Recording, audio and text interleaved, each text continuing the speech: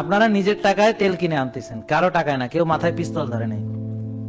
তেল কিনে আইনা সেই তেলের মানে 5 লিটার এখন হাতে নিতে কষ্ট না, রিক্সায় উঠাবে, রিক্সা ভাড়া দেবে, তারপর নিয়ে লিফটে উঠাবে, তারপরে ওনার স্ত্রী কত আনন্দ সহকারে এটা ঢালবে।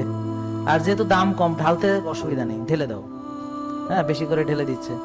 তারপর এই যে তেলগুলা সবাই মিলে খাচ্ছে, তা আপনাদের ফ্যামিলিতে মাসে 5 লিটার সয়াবিন তেল লাগে, তাই না?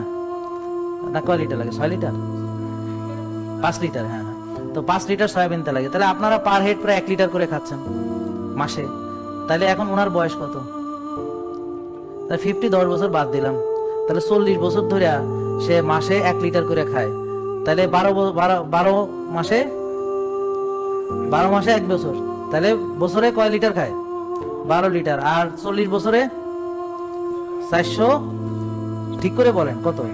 4000, হ্যাঁ 4800 লিটার, 4.8 মেট্রিক টন সে খাইছে। তো এটার একটা উপকারে আসতে হবে না?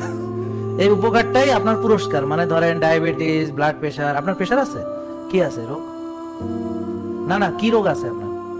ও ডায়াবেটিস আছে, তো কংগ্রাচুলেশন, ঠিক আছে।